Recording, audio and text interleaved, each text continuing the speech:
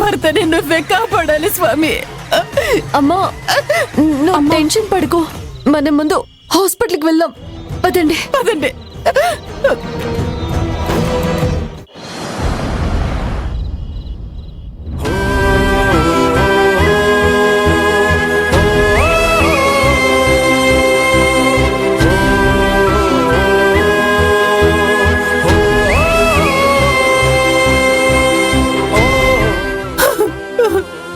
అమ్మా ఊరుకో అమ్మా.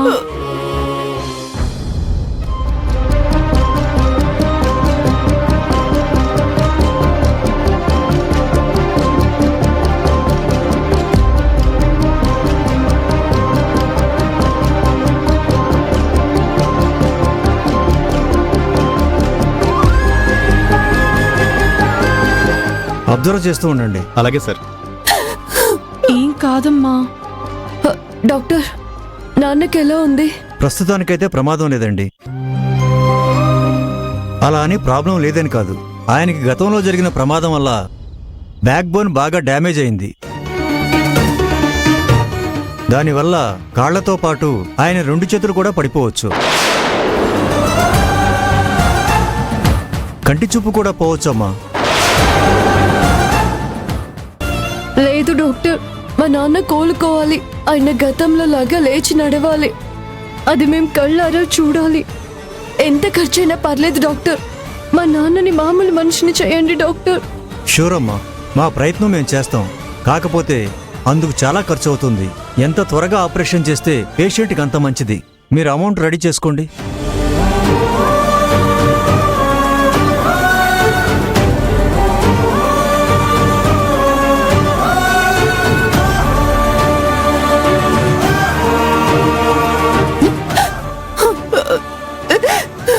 అమ్మా, నాన్న త్వరగానే కోలుకుంటారమ్మా.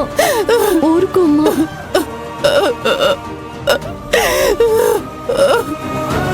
మేడం, ఇప్పటిదాకా జరిగిన ట్రీట్మెంట్కి బిల్లు 20,000 అయింది. వెళ్ళి కౌంటర్ దగ్గర కట్టేయండి.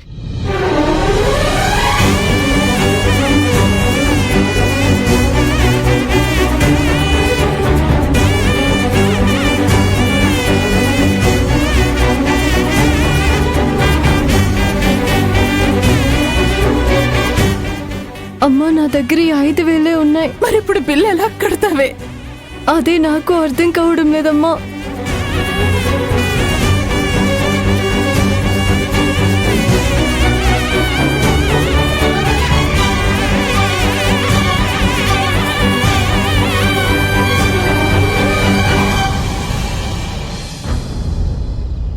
ఏంటి కళ్యాణి, బిల్లు కట్టడానికి డబ్బులు లేవా?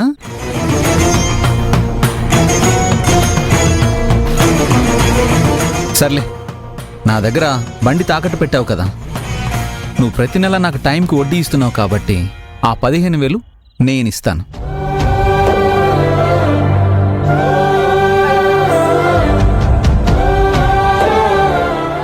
చాలా థ్యాంక్స్ ప్రసాద్ గారు. వెంటనే ఆ డబ్బులు ఇవ్వండి. నెల నెల టైంకి వడ్డీ కట్టే బాధ్యత నాది.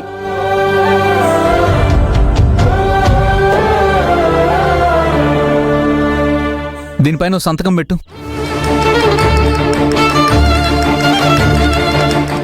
ముందు కౌంటర్లో డబ్బు కట్టేసి ఆ తర్వాత సంతకం పెడతా. అంత బొమ్మ లేదమ్మా. తీరా నువ్వు కట్టొచ్చాక సంతకం పెట్టను అంటే నా పని గోవిందా. ముందు సంతకం పెట్టు, అప్పుడెళ్ళి కట్టు.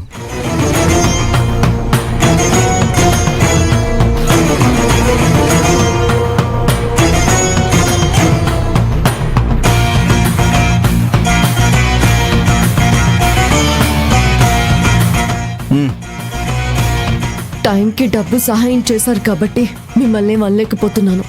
మీ దగ్గర డబ్బుంది కానీ మానవత్వం లేదని అర్థమవుతుంది. అప్పిచ్చే దగ్గర నో సెంటిమెంట్స్. సార్, మీ చెల్లికి ట్రీట్మెంట్ ఆ రూమ్ లో జరుగుతుంది, వెళ్ళి చూడండి.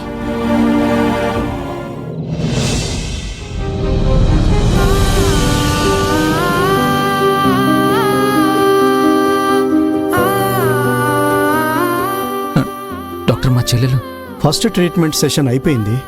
ఇంకా ఇలాంటి సెషన్స్ 10 జరగాలి. అప్పుడు గానీ రిజల్ట్ ఏంటని చెప్పలేం ప్రసాద్.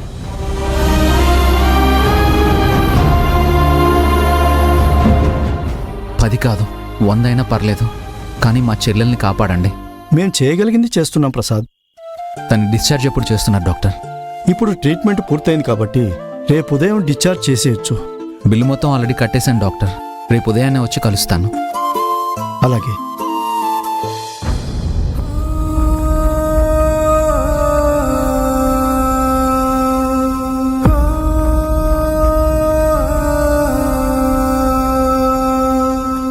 మీకేం కాదు నాన్న. నిన్ను చూసుకోవడానికి మేమందరం ఉన్నాం కదా, మీరు ధైర్యంగా ఉండండి.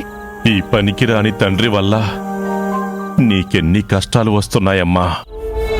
ఆ దేవుడు నా కాళ్ళు చేతులు తీసే కన్నా ఒకేసారి నా ప్రాణాలు తీసుంటే బాగుండేదేమో. మీకీ బాధలు తప్పేవి. ఇంటికి పెద్ద దిక్కు మీరే ఇలా డీలా పడిపోతే పిల్లలు ధైర్యంగా ఎలా ఉంటారండి? అయినా మన కళ్యాణి ఉంది కదా, అన్ని తనే చూసుకుంటుంది. మీరు ధైర్యంగా ఉండండి. అవును నాన్న, ఇవన్నీ తాత్కాలికమే. మీరు త్వరలోనే కోలుకుంటారు, ఒకప్పట్లా తిరిగి నడుస్తారు. ఆ నమ్మకం నాకుంది నాన్న, నన్ను నమ్మండి. నువ్వు నా కూతురివి కాదమ్మా, మా అమ్మవి. నా మీద ప్రేమ చావక మా అమ్మ నీ రూపంలో మళ్ళీ పుట్టింది. నిన్ను నమ్మక ఇంకెవరిని నమ్ముతాను? నువ్వుండగా నాకే భయమో లేదమ్మా.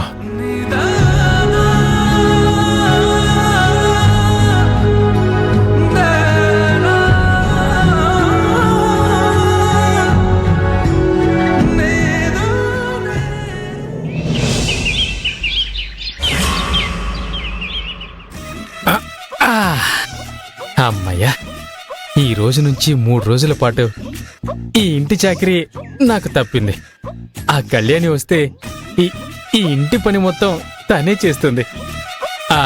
మనం హ్యాపీగా రెస్ట్ తీసుకోవచ్చు.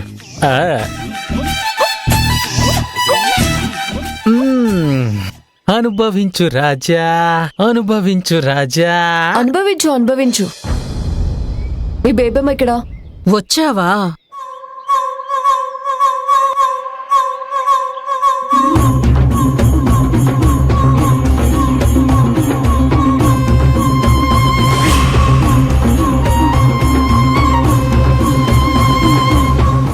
గుర్తుందిగా